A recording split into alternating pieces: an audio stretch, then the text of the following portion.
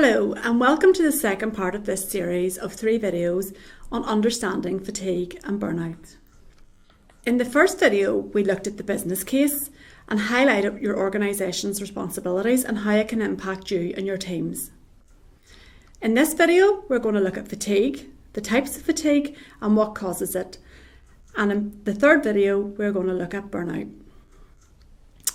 So what is fatigue?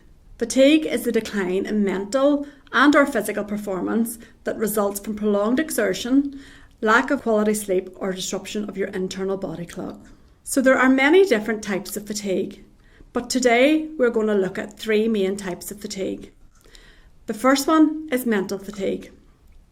Mental fatigue is a state of tiredness where the brain's energy levels are depleted and can usually be a result of prolonged stress.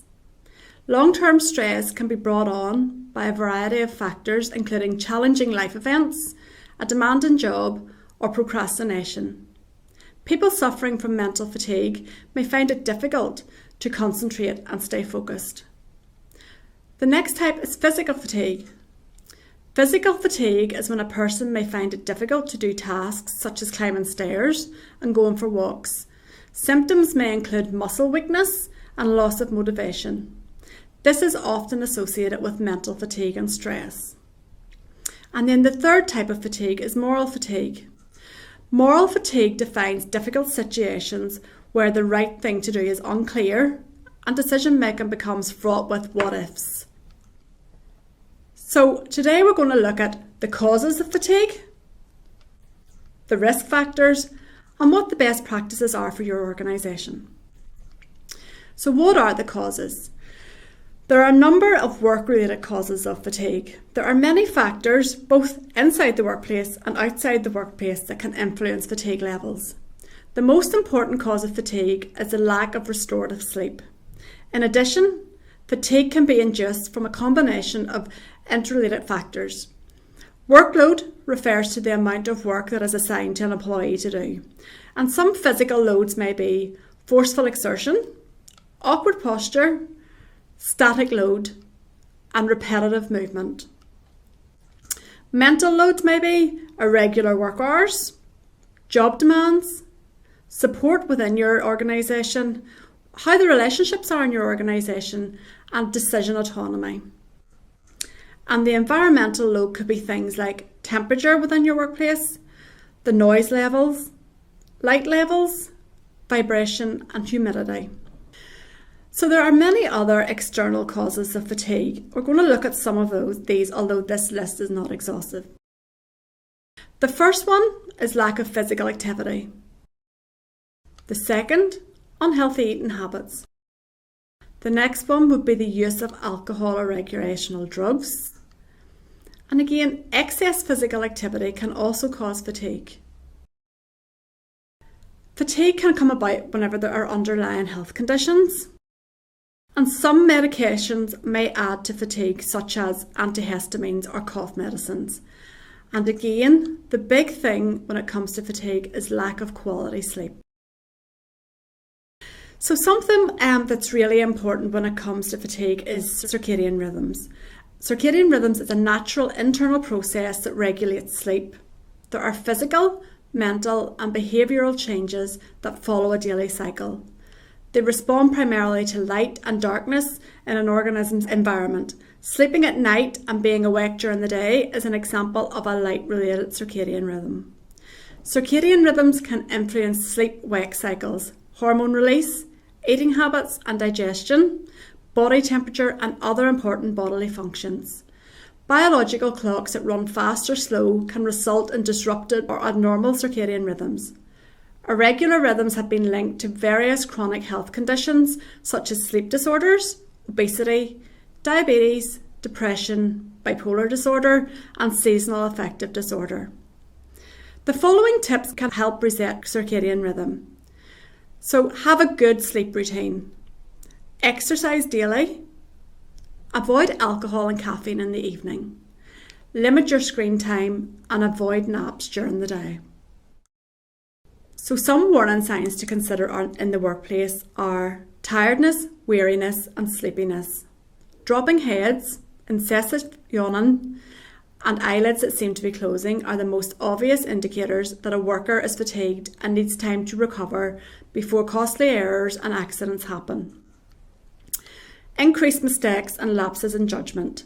If a worker who is otherwise proven to be competent and good at their job starts making frequent errors or poor choices, it might be a sign of sleep deprivation or fatigue. Increased susceptibility to illnesses. So workers who are suddenly taking more time off due to illness may be experiencing fatigue. Insufficient sleep wears the body down and affects its ability to fight off colds, flus and other illnesses. With an increase in fatigue, it's not uncommon to see corresponding rise in absenteeism and sick days.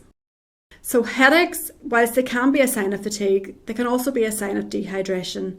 So before chalking it up to fatigue, make sure all workers are adequately hydrated while on the job, even when they aren't in hot environments. So loss of motivation.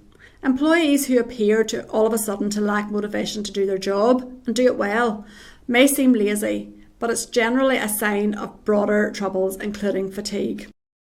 Reduced alertness, memory and concentration. Watch for workers who appear to have trouble focusing or can't recall seemingly simple things like what they just did or said. Having trouble solving problems can also indicate fatigue. And irritability. Workers can be irritable for a number of reasons. Problems at home, financial stress, conflict with co-workers, but one of them is lack of rest. It's a good idea to watch for patterns of irritability or a newly developed bad attitude, particularly when combined with other signs on this list. So what are the risk factors? So risk factors in the workplace could be the type of job. This can increase fatigue if doing tedious tasks over a long period of time or mentally demanding tasks. The number of hours that are worked in a week.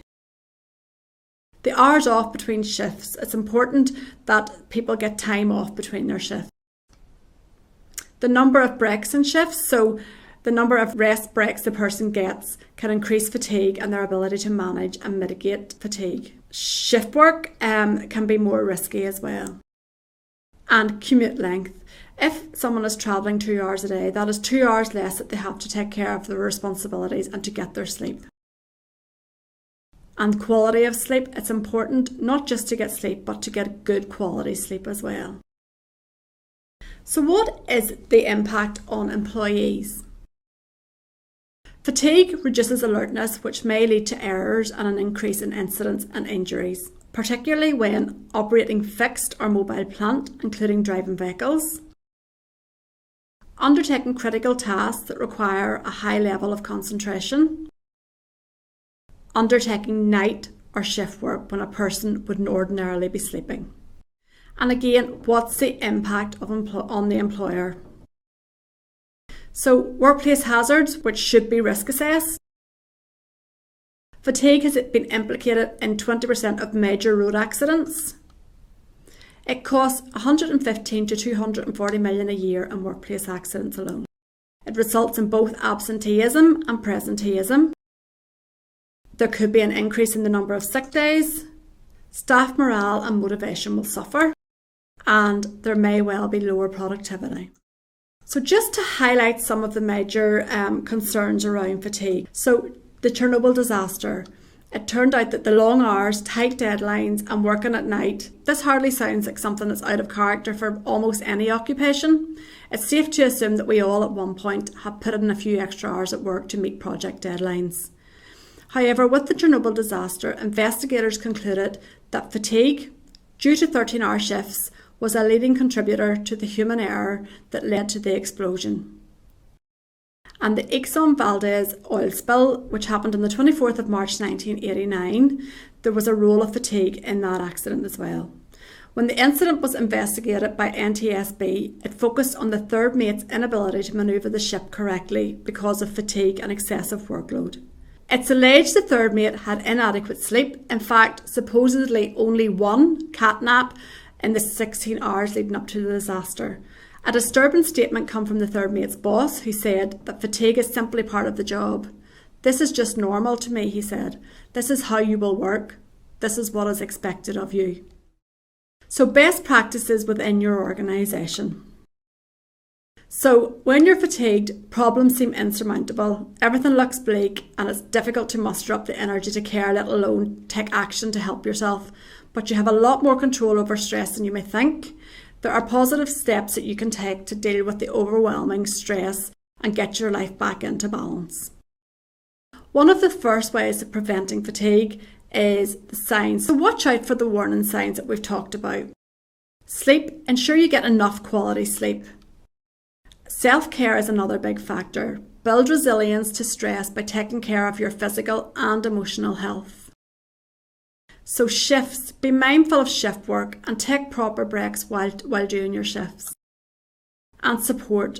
Undo the damage by seeking support and managing the stress. So just to summarise what we've looked at in this video. We've looked at not underestimating the risks of fatigue. We've looked at different types of fatigue. We've looked at circadian rhythms and the impact that fatigue has on our staff and organisations.